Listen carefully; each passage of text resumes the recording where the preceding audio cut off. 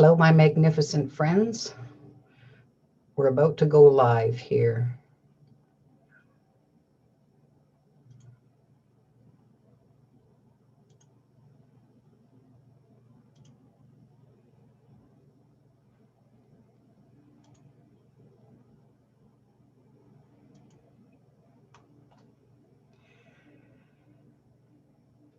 Greetings, my magnificent friends. You know it's Friday again because I'm here with you and Tea with Sue.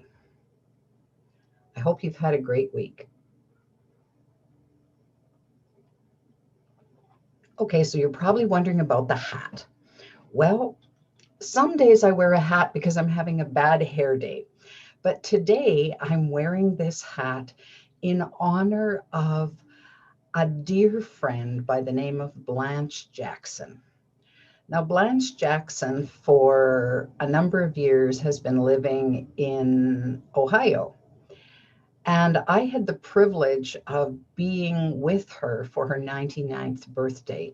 We were at a table overlooking Niagara Falls, which was just the most beautiful place to be celebrating her birthday.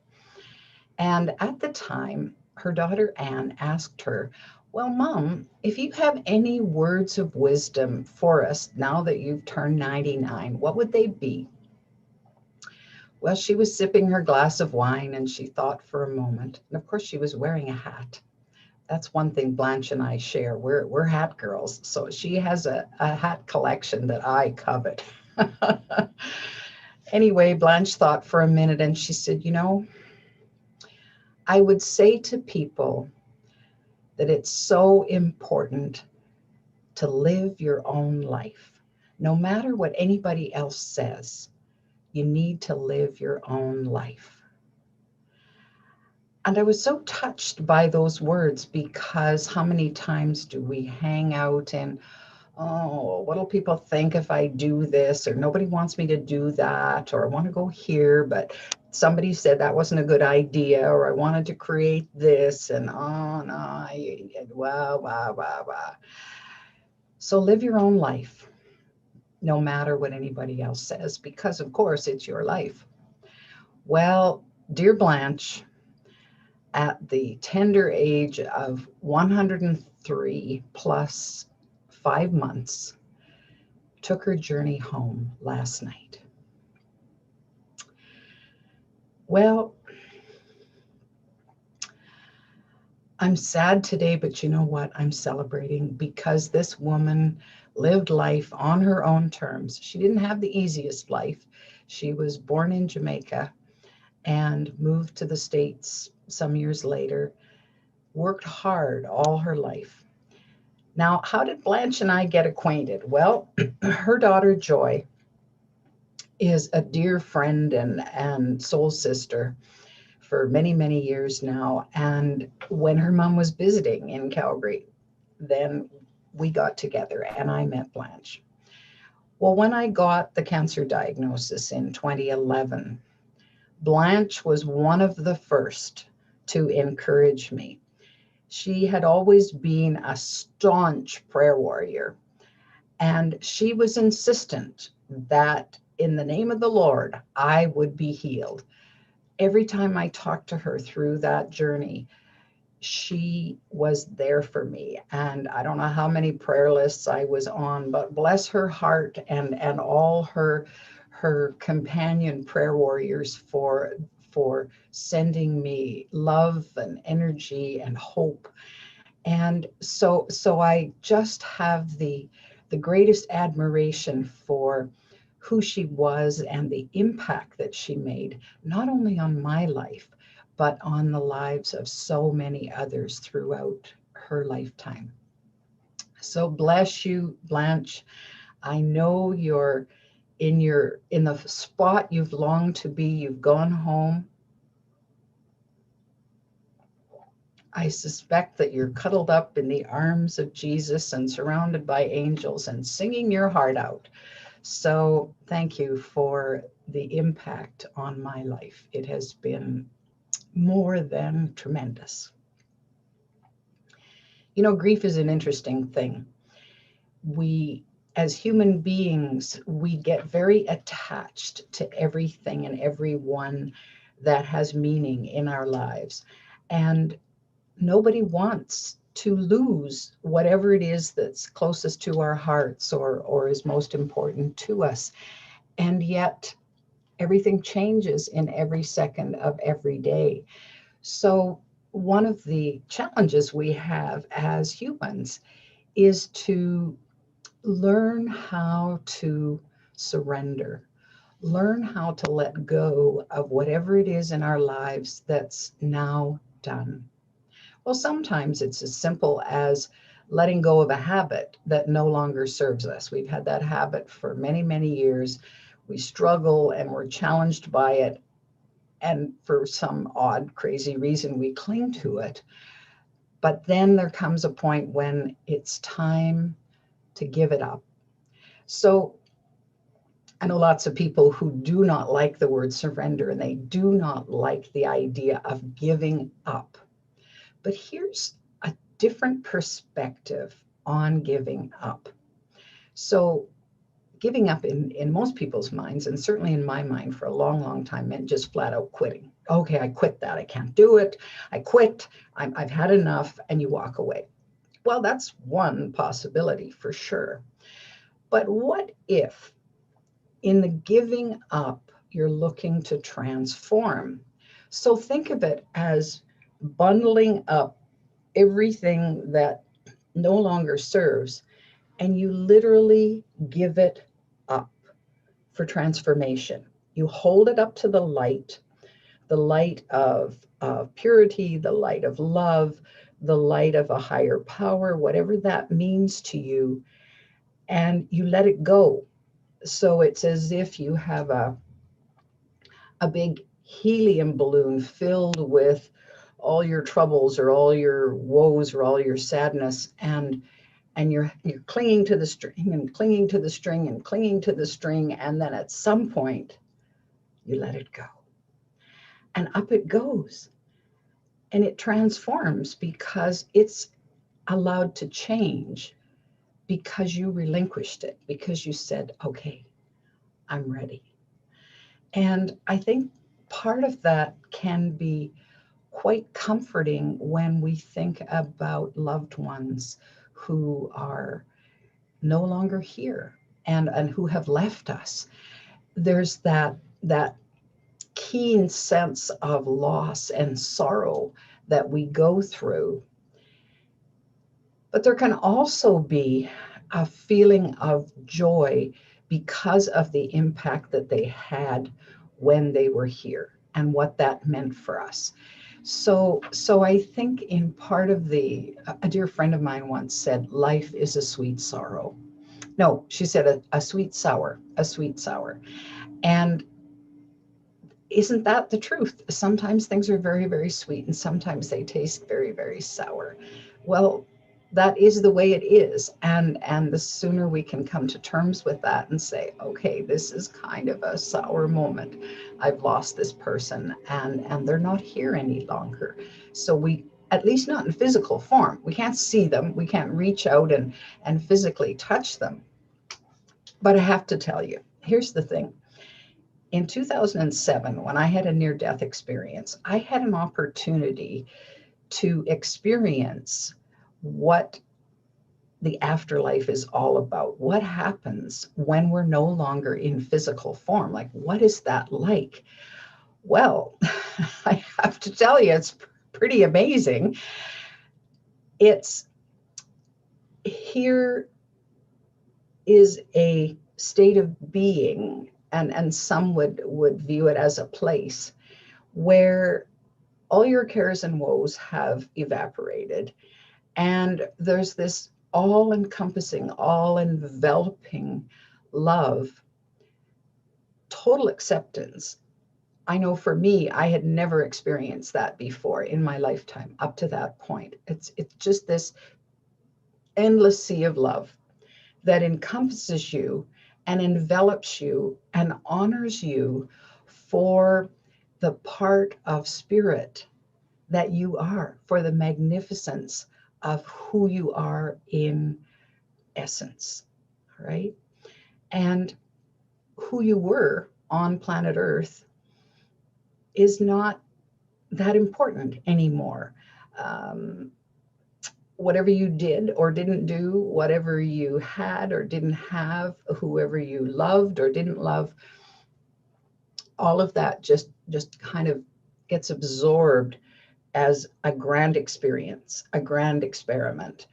And then it helped with the growth of the universe, the growth of understanding, the growth of love, and so on. So it's a pretty cool experience. Well, for me personally, that's when I realized I had nothing to fear from dying, because I was there, and it was marvelous.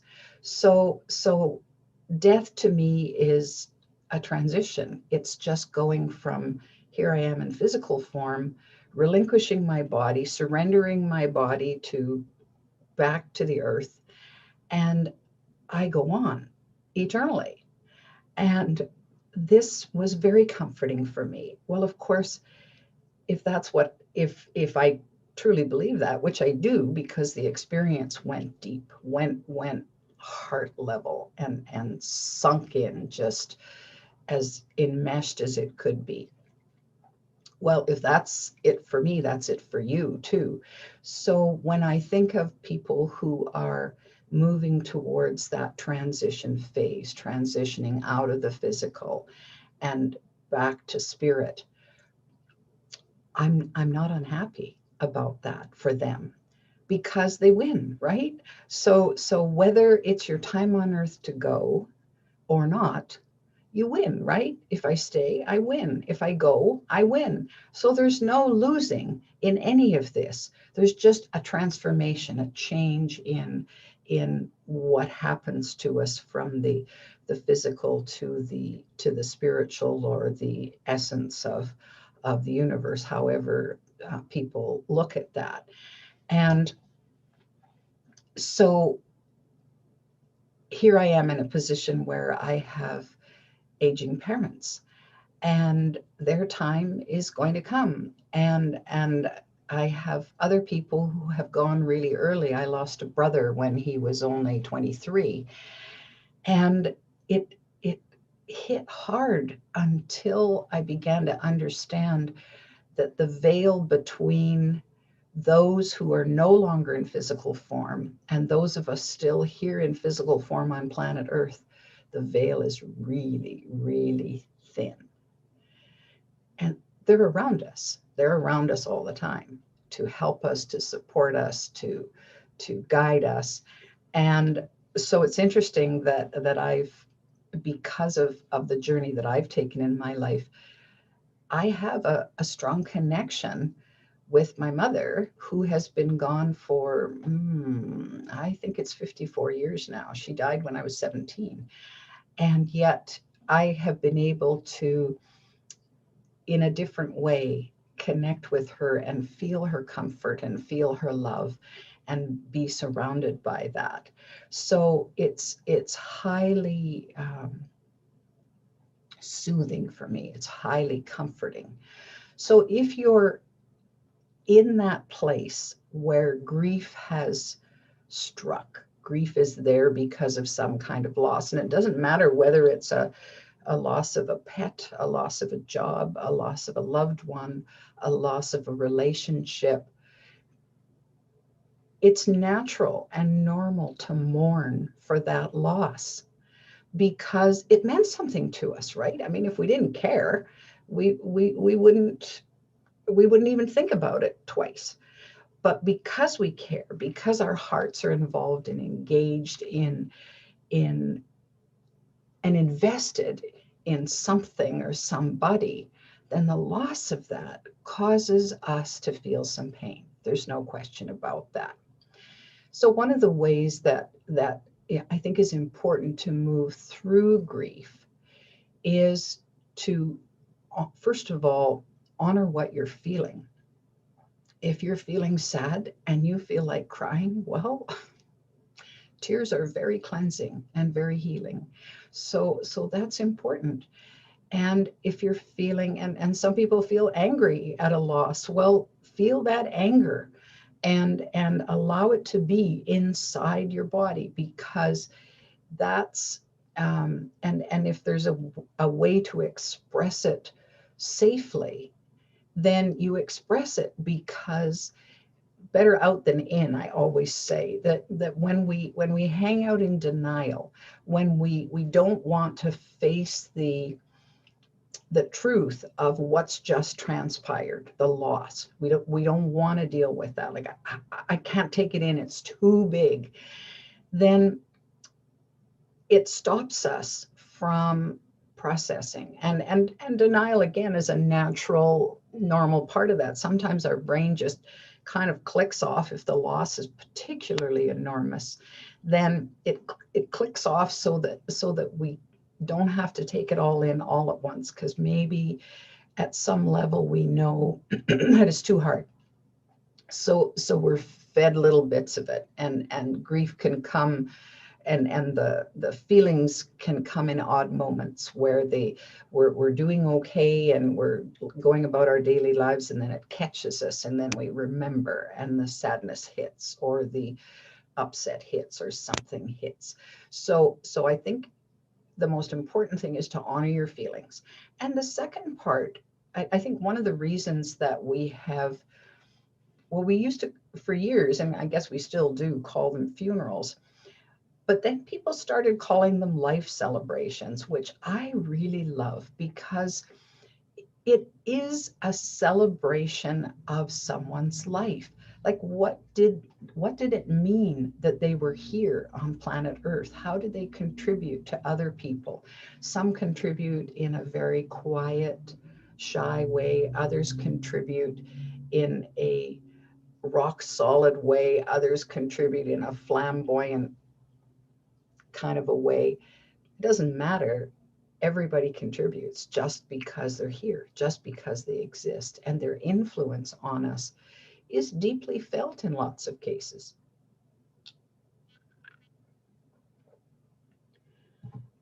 So when we think about this person, what is it about them that we most cherish? What is it about their character, their actions, their way of being that we most admire, we most respect? What gifts did they give us throughout our lives? So in Blanche's case, she gave me the gift of hope and determination to not give up, to just keep fighting, and to work my way through the trauma that I was going through. And it helped. It helped a lot. The same thing holds true when, so for example, if you lose a job, and that's what's happening with a lot of people right now. Well, while you're grieving the loss, it's also important to celebrate what being in that position meant to you. How did it help you grow? Who were the people that you were surrounded by? Anytime we're facing that transition, because that's there's a change happens instantly, right? But we don't transition that easily as human beings. I don't know about you, but when I was probably about 6, and I had these lovely round-toed shoes that I absolutely loved, and then they changed the styles to pointy toes, and I didn't like pointy toes. I wanted my round-toed shoes. Well, and I had a little hissy fit as a kid because I didn't like that change. Well, I haven't noticed that I'm a whole lot different at this age in dealing with things changing, styles changing, and so on. Well, but it is inevitable that every second of every day, the cells in our bodies, some die and some grow, and so the weather changes in every second, and one second it's sunny and the next it's gloomy, and one minute it's snowing. Here it is in Alberta anyway, it's snowing, and the next minute it's raining, and so we have this change going on all around us. So why we resist it is kind of a mystery to me, because I still fall into that pit of resistance when it comes to change. But I think the more we focus on moving through that change in a more accepting way. So acceptance is the key. We don't always have to like what's going on. And sometimes we downright dislike what's going on, like it to the point where why did this happen? And it feels tough and rough and miserable. Well, we don't have to like it, but the reality is right in front of us. What has happened, what is happening has happened. And so to hang out too long in denial doesn't help. So it's important, I think, to look at, honor ourselves in going through that. You know, I've talked about love and compassion before in Tea with Sue, and the most helpful thing, I think, is to love ourselves through it, to have compassion and say, yeah, well, here I am, feeling very frail in this human body, even though I am this magnificent being in spirit, inhabiting a physical body. Well, in human form, I feel this way. And it's okay to feel that way. It's okay to work myself through the steps that I need to work through. And it's okay to get distracted by, why does ice cream sell so well? Well, because it's a good distraction. It's a good way for people to just kind of get away from it all, for a little while at least. So today I really want I want to encourage you, if you've had a loss of any kind, celebrate what was good about what came before, and feel the feelings, whatever it is that has hit you hard. Honor them, honor those feelings, and do what you need to do to really take care of yourself through this time period. I know there will be other people that you need to take care of as well, but look after your own well-being as part of this, so that if you need time alone, ask for that. If you need to be with other people, then do what you can to be with other people in this time, because there's comfort in other people sharing in that pain. So that's where we're at today. Have a blessed week, my magnificent friends. Have a great weekend coming up here. And next week, we'll see you back again for Tea with Sue. Oh, and if you want more Tea with Sue, or you want more other things that I've done on video, you can always subscribe to my YouTube channel, Sue Paulson, or you can go to the App Store and get The Magnificence Mentor. I'll put the link in the description below. Remember, you're magnificent. Until next week.